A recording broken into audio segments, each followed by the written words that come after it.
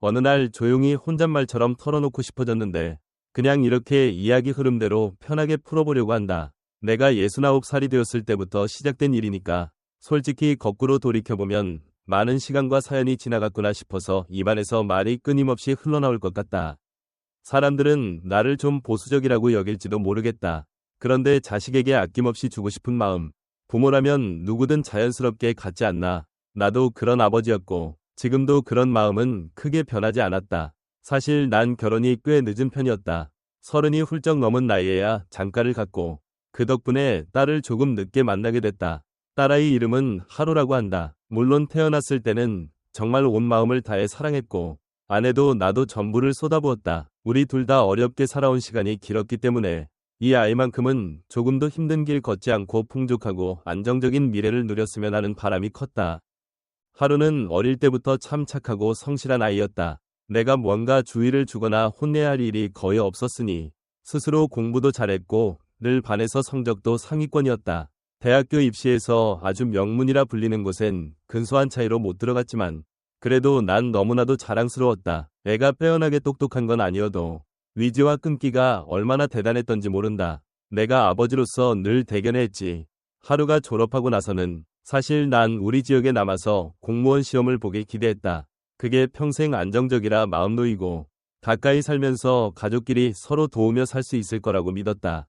그런데 하루는 서울로 가고 싶어 했다. 큰 도시에서 자신만의 길을 개척해보고 싶다. 지방에서만 지내면 세상을 잘 모르고 끈끈이 눌러앉게 될 것 같다고 했다. 나는 처음에 좀 우려가 컸다. 젊은 여자가 혼자 서울에서 잘 버틸 수 있나 싶었고 내심 반대도 하고 싶었지만 이미 20살 넘었으니 자기 인생은 자기가 정할 권리가 있다고 생각했다. 그래서 마음을 접고 아내와 함께 조용히 짐을 싸서 아이를 직접 서울로 데려다주고 왔다. 남들 눈에 우습게 보일 정도로 꼼꼼하게 방을 구해주고 필요한 게 뭐든 다 갖춰주고 금전적인 준비도 해주고 나서야 고향 집으로 돌아왔다. 우리 부부는 걱정이 많아서 아내는 매일같이 딸에게 연락했다. 하루도 자주 전화해서 회사 생활이 힘든지 즐거운 일이 있었는지 뭐든 그날그날 우리에게 말해주곤 했다. 아마 서울에서 외로움을 별로 못 느꼈을 거다. 그러다가 어느 날 하루가 결혼을 한다는 소식을 전해왔는데 사실 그때까지 딸이 남자친구가 있다는 사실조차 몰랐다. 벌써 1년 가까이 만나고 있었는데 결혼 직전에야 얘기해주니 아내와 나는 적잖이 당황했다. 궁금증이 많아져서 사위될 사람에 대해 알아봤는데 그 집안 형편이 쉽지 않아 보이더라. 솔직히 난 딸이 굳이 부잣집에 들어가길 바랐던 건 아니지만 적어도 우리 하루가 결혼 이후에 고생하지 않을 정도면 좋겠다는 생각은 늘 갖고 있었다. 그래서 강력하게 반대했는데 딸이 완강히 돌아서지 않았다. 아내는 딸을 안쓰러워하면서도 결국 내 편을 들어주긴 했다. 우린 여러 가지로 설득해보려고 했지만 하루가 들으려 하지 않았고 그러다 보니 아이가 결혼 전에 임신까지 했다. 결국 우린 반대할 명분이 사라져버렸고 어떻게든 책임감 있게 도와줘야겠다는 생각에 식비용 전부 대주고 신혼집까지 마련해줬다. 돌려막기 하듯 여기저기서 1.500만 원가량까지 빌리기도 했는데 그래도 전혀 아깝지 않았다. 딸이 편안히 살 수만 있다면 그걸로 만족이었고 내가 그 정도 희생은 해줄 수 있지 않나 싶었다. 처음엔 진짜 많이 걱정됐다. 결혼 생활하면서 혹시 딸이 힘들진 않을까? 그런데 사위가 딸을 잘 챙겨준다는 이야기를 듣고 또 몇 번 직접 보니까 나름 성실해 보이더라. 그래서 점차 나도 사위를 받아들이게 됐다. 다만 내 근검절약 습관은 여전했는데 그건 우리 부부가 오래 고생하며 살아왔기에 당연히 몸에 밴 거였다. 그러면서도 결혼 후 오랜 기간 빌린 돈을 다 갚고 난 뒤에도 난 매달 서너 번씩은 하루에게 돈을 붙여줬다. 애가 경제적으로 어렵지 않았으면 하는 마음이었다. 딸아이 부부가 나와 아내에게 함께 살자고 제안해준 적도 있었다. 부모님 같이 모시고 싶다. 노후에 우리랑 지내시면 외롭지도 않을 것이다. 그런 말이었지. 그런데 아내도 나도 동시에 고개를 저었다. 왜냐하면 우리가 살아온 고향도 있고 거기에 쌓인 우정과 일상도 있으니 굳이 도시에서 딸 내외에게 짐이 되고 싶지 않았던 거다. 자식 내외의 작은 보금자리 안에 꽉 들어차 있는 것도 좀 부담스러웠다. 딸이 행복한 모습만 가끔 가서 확인하면 그걸로 좋겠다고 생각했다. 그런데 인생은 예측 불가능하더라. 어느 날 아내가 갑작스럽게 세상을 떠났다. 하루아침에 함께 살아온 내 반쪽이 사라지니까 그 허망함이라는 게 상상을 초월한다. 젊을 때부터 함께 고생했고 아이를 키웠고 추억이라는 게 수십 년 동안 차곡차곡 쌓인 다음에 갑자기 혼자 남으니까 망연자실해지면서 엄청난 외로움이 엄습해왔다. 그전까지는 괜찮다고 생각했던 것들도 막상 혼자 밥을 먹고 혼자 잠이 드는 날들이 쌓이니 견디기 힘들었다. 그래서 결국 딸 옆에서 살아볼까 하는 마음이 커졌다. 물론 내가 딸 집에 얹어 살며 신세를 지고 싶었던 건 아니다. 그냥 가족의 온기를 조금이라도 느끼면서 이야기 나눌 사람이라도 옆에 있으면 그걸로 충분하다고 생각했다. 그렇게 한두 달 고민하다가 마침내 딸에게 어렵게 꺼냈다. 뭔가 딸 부부의 반응이 어떨지 몰라 내심 두려웠다. 내가 폐가 되면 어쩌지? 그쪽 입장에서 날 부담스러워하면 어떡하지 하면서 걱정이 많았다. 그런데 의외로 딸은 망설임 없이 달려와서 날 데려갔다. 눈물이 왈칵 쏟아지더라. 나로서도 정말 고마웠다. 그렇게 난 몇 번 안 되는 옷가지를 챙기고 남은 살림 중 조금 필요한 것 정도만 정리해서 딸네 집으로 들어갔다. 처음엔 여기서 남은 여생을 딸, 사위 그리고 손주와 함께 지내겠구나. 북적이며 살겠지. 이렇게 생각했다. 그런데 단 1년 만에 결국 내 짐을 다시 싸서 무거운 마음으로 고향으로 돌아와야 했다. 같이 살면서도 난 결코 신세를 지기만 하진 않겠다고 마음먹었다. 가능하면 이 집안에서 꼭 필요한 사람이 되고 싶었다. 그래서 집안일을 딸과 절반씩 나눠서 했는데 사위는 전혀 돕지 않았다. 처음엔 일하느라 바쁘고 피곤하니까 쉬어야겠지라고 이해했다. 그런데 딸이 아침부터 저녁까지 꾸준히 일을 하고 돌아와서도 식사 준비에 청소까지 전부 맡아 하는 모습을 계속 보다 보니 점점 마음이 불편해졌다. 왜 딸만 고생해야 하나 싶었고 그래서 사위에게 슬쩍 집안일 조금씩 분담하면 어떻겠느냐고 얘기해봤지만 들은 채만 채하더니 남자는 돈 벌기에도 빠듯하다. 집안일은 원래 여자가 하는 거다. 이런 식으로 말을 흘렸다. 난 솔직히 이해가 안 갔다.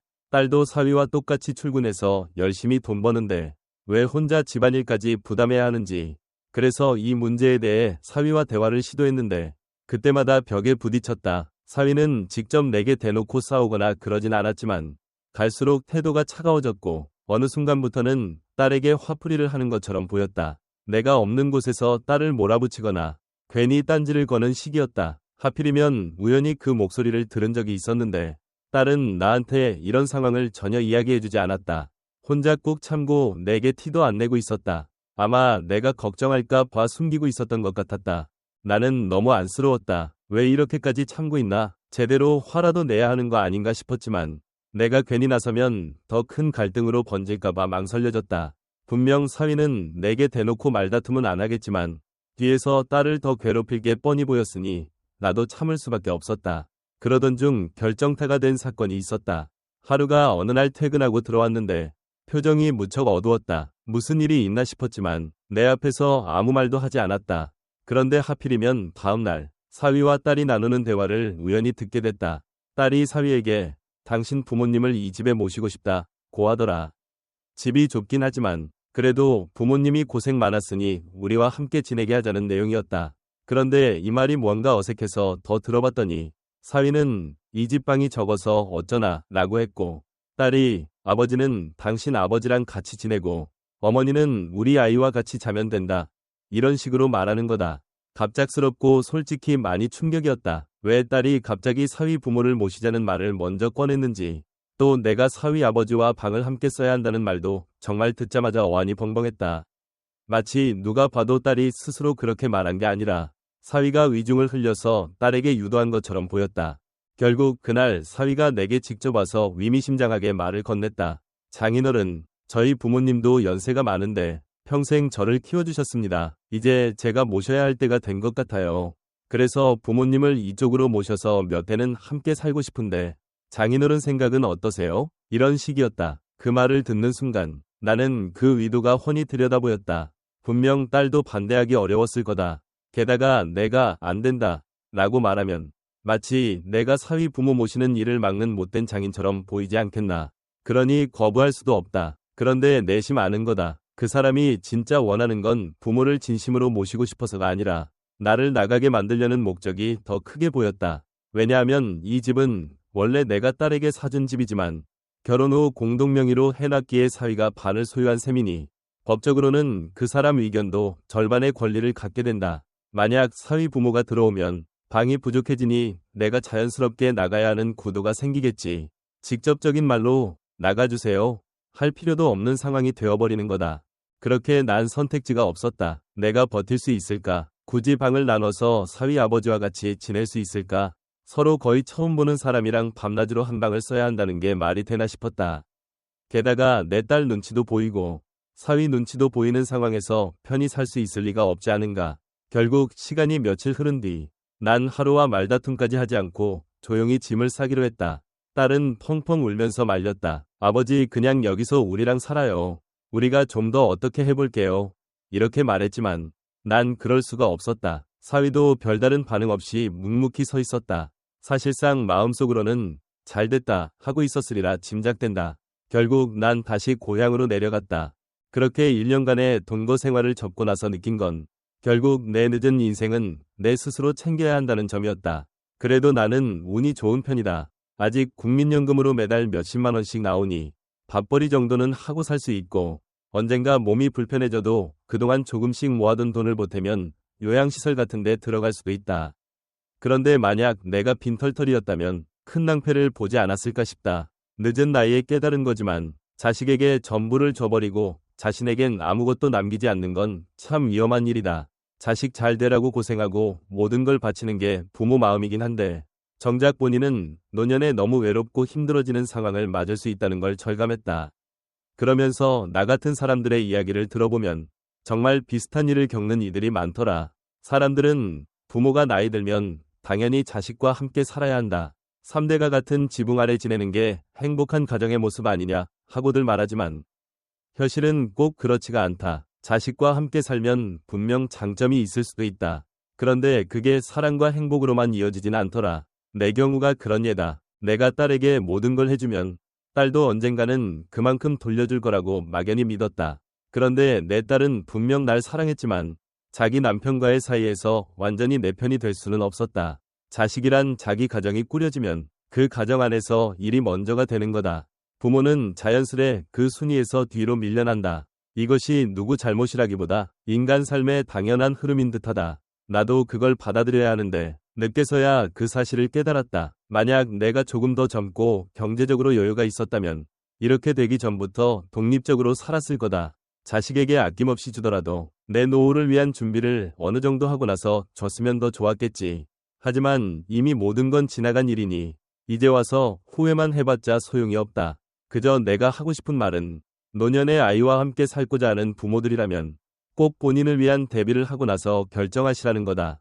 3대가 한 집에 살면 훈훈한 모습일 수도 있지만 마찰이 생기기 쉽고 결국 마음고생이 심해질 수 있다. 사람마다 상황이 다르니 무조건 나처럼 되는 건 아니겠지만 적어도 생각할 거리는 충분히 있다.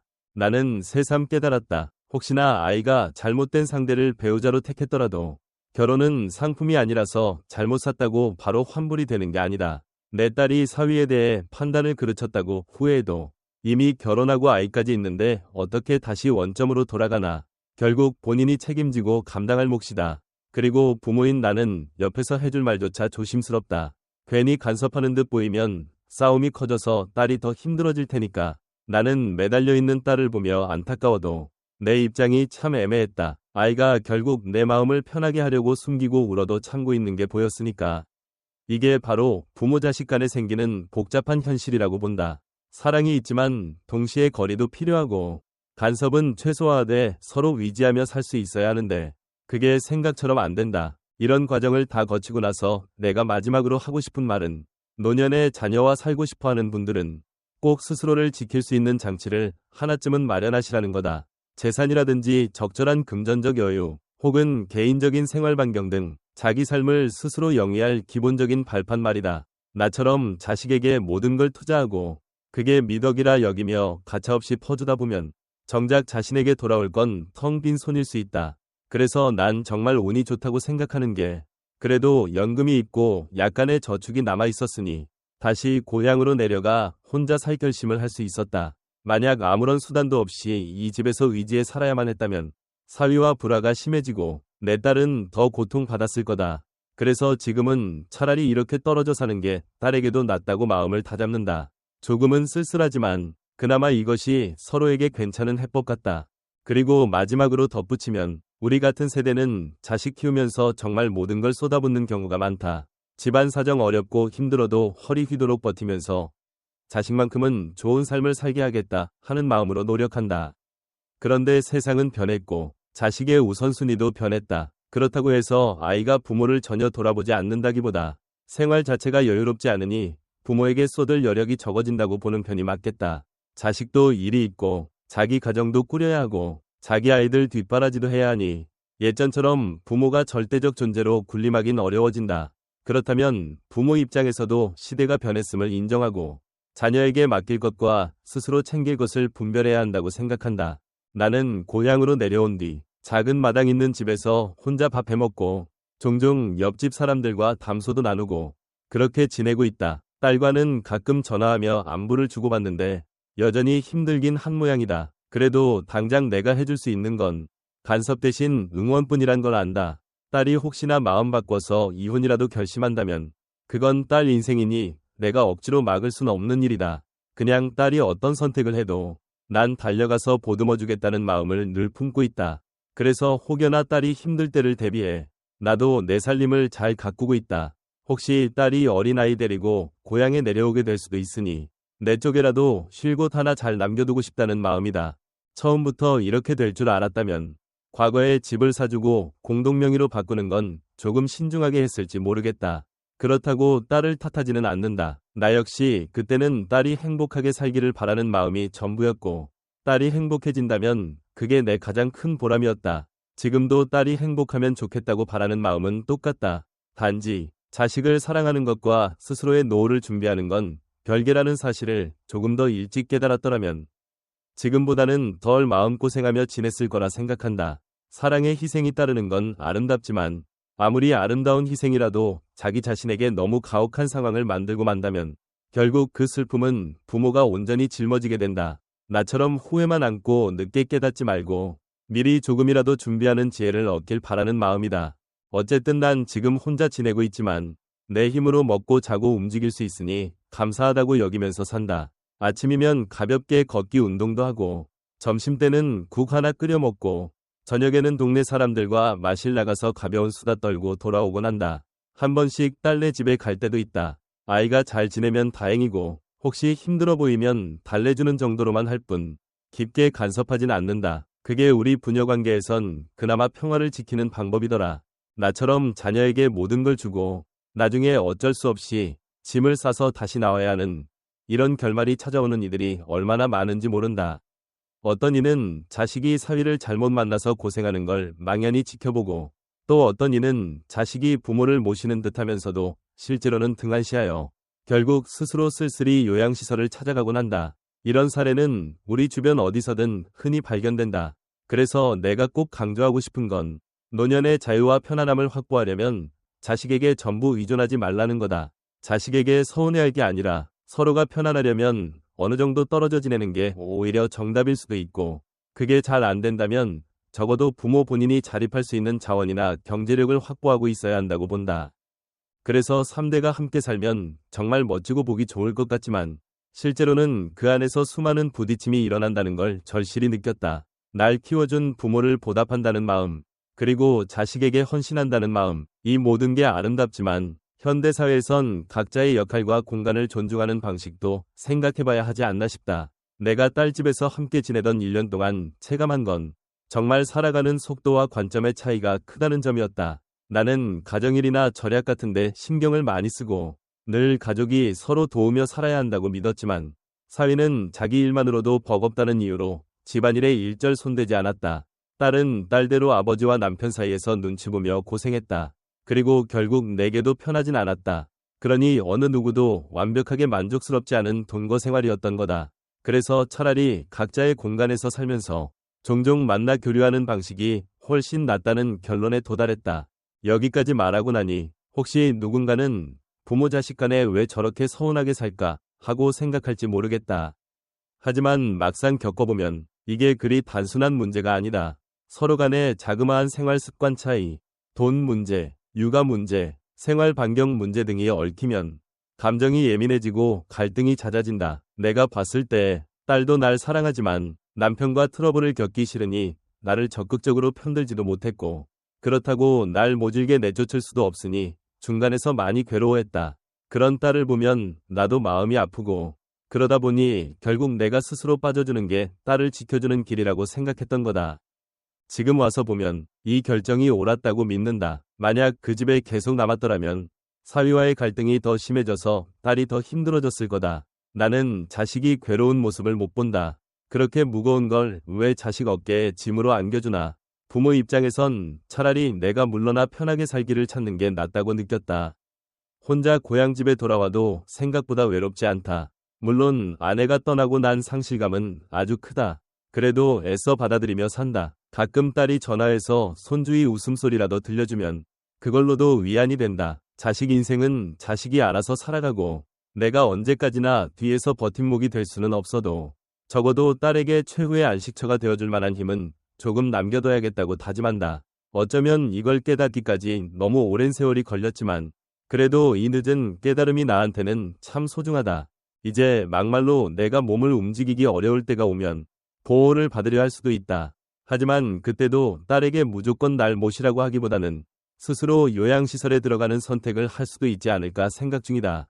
거기서 편안히 지내면서 가끔 딸이 손주들 데리고 놀러 와주면 좋지 않나. 그게 더 서로에게 자유롭고 감정의 마찰도 적을 것 같다. 어쩌면 우리 사회 전체가 앞으로는 이런 방식으로 변해갈지 모른다. 과거처럼 무조건 대가족이 함께 사는 모습이 미덕인 시대는 이미 지나갔고 노인들이 주도적으로 자기 삶을 가꾸는 문화가 자리 잡게 되지 않을까? 그 흐름을 이미 나는 몸으로 체험하고 있는 셈이다. 그래서 이 이야기를 하는 이유는 혹시 나처럼 뒤늦게 딸 내외와 함께 살다가 마음고생을 하고 결국 다시 홀로 돌아오게 되는 사람들에게 조금이라도 참고가 될까 해서다. 자식을 위한 희생은 분명 아름다운 일이지만 그게 꼭 행복을 가져다주는 것은 아니다. 적당한 거리, 어느 정도의 재정적 독립, 그리고 각자의 생활 반경을 존중하는 일이 정말 중요하다는 걸 절실히 말하고 싶다. 심지어 내 경우처럼 자식이 잘 되면 나는 아무것도 필요 없다 했는데 막상 뚜껑을 열어보니 결국 딸도 남편도 자기들 인생 살기에 급급하고 정작 난 소외감만 크게 느끼더라. 이게 현실이다. 세상이 각박하다거나 딸이나 사위가 나쁘다고만 말하고 싶진 않다. 그냥 시대가 이렇게 흘러가고 삶의 우선순위가 달라지니 부모와 자식이 예전 같은 관계로 지내긴 어렵다. 그걸 인정하면서도 그래도 자녀와 연락을 주고받고 명절이나 특별한 날에 모여 웃고 가끔씩 서로 챙겨주는 정도로만 지내도 훌륭하다고 생각한다. 이런 긴 이야기를 쭉 들어준 분이 있다면 고맙다는 말을 하고 싶다. 우리 시대의 부모란 역할은 이렇듯 복잡하다.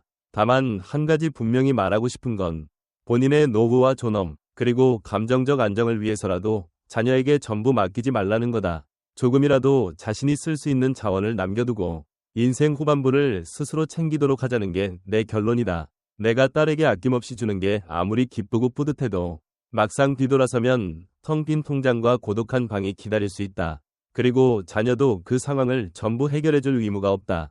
결국 홀로 선 부모가 감수해야 할 문제다. 그러니 나처럼 뒤늦게 후회하기 전에 미리미리 대비하자고 말하고 싶다. 이렇게 나의 경험담을 허심탄회하게 풀어놨다. 희생이 아름답지만 그게 곧 행복으로 이어진다는 법은 없고 오히려 자식을 위해 할 수 있는 가장 현명한 일은 부모 스스로를 돌보는 것일 수도 있다고 느낀다. 자식도 부모가 스스로 잘 지내면 마음이 편할 테니 오히려 갈등 없이 좋은 관계를 오래 유지할 수 있다. 따지고 보면 나 역시 지금은 딸과 적당히 거리를 두고 사니 서로 편하게 지내고 명절에나 반가운 마음으로 만날 수 있게 됐다. 아마 사위도 내 존재가 부담되지 않을 테고 딸도 더 이상 내 앞에서 숨기고 싶어하는 일이 줄었을 거다. 나 역시 괜한 마음고생 없이 자유롭게 내 생활을 누린다. 여기까지 듣고도 여러 가지 의견이 있을 수 있겠지만 내 생각엔 지금 시대의 부모와 자식 간의 관계는 예전과 많이 달라졌다. 그러니 어느 선택이 옳다, 그르다를 쉽게 단정 지을 순 없다. 다만 경험자로서 한 가지 조언을 한다면 서로가 행복하려면 조금은 떨어져 지내는 게 낫다. 그리고 부모는 자신을 위한 최소한의 기반을 유지하는 게 중요하다. 3대가 화목하게 사는 집도 있긴 하겠지만 그건 정말 예외적으로 서로 잘 맞을 때나 가능한 것 같다. 현실적으로 많은 경우엔 틀어지고 부딪히며 상처를 입는다. 그게 싫다면 동거 전에 충분히 대화하고 재정도 미리 점검하고 생활 습관도 조율해보는 등 노력해야 한다. 그리고 그 와중에도 부모 자신을 잃지 말아야 한다. 나처럼 모든 걸 자식에게 쏟아붓고 막상 노년에 자신을 지킬 방패가 없으면 결국엔 외로운 결말을 맞을 가능성이 높다. 아직 내 삶도 끝나지 않았고 언제 또 무슨 일이 생길지 모르겠지만 최소한 지금은 고향에서 내가 할 수 있는 것들을 찾아가며 살아볼 생각이다. 초등학교 동창들과 커피 한 잔을 나누는 소소한 즐거움도 있고 작은 텃밭에서 채소를 길러 먹는 재미도 있다. 아무래도 혼자라 설거지나 빨래 정도는 익숙해졌고 뭐든 느릿느릿하니 여유로움도 생겼다. 딸이 연락해서 아빠 잘 지내지? 하고 물어올 때면 여전히 문제없다. 너나 잘 지내라 라고 대답해주곤 한다. 그게 지금 우리의 최선책이다. 아이가 정말 힘들어서 언젠가 조언을 청해오면 그때 가서 내 이야기를 또 차근차근 해주면 된다. 괜히 젊은 부부 사이에 끼어들어 한 집에서 갈등을 키우는 것보다 낫지 않겠나. 물론 손주 보고 싶은 마음은 굴뚝 같지만 억지로 옆에 붙어 있을 순 없다. 서로가 서로를 위하려면 이렇게 사는 게 맞다는 걸 1년간의 동거 끝에 깨달았다. 이제는 내게 남은 시간이 얼마나 될지 모르겠지만 그 남은 시간을 나답게 보내면서 딸과의 관계도 멀쩡히 유지하고 싶다. 그게 내 방식의 행복이다. 아마 또 누군가는 다른 길을 선택하겠지만 적어도 내 경우에는 이 경험과 깨달음이 한 사람의 노년으로서 꽤나 소중한 자산이 되었다. 그리고 혹시 이 얘기를 들은 누군가가 자녀와의 동거를 고민 중이라면 부디 충분히 생각해보길 바란다. 정말로 서로를 위하는 길이 뭔지, 부모와 자식이 마음 놓고 웃으며 살 방법이 뭔지 한 번 더 따져보면 좋겠다. 그럼 이걸로 내 긴 이야기는 마무리 짓겠다.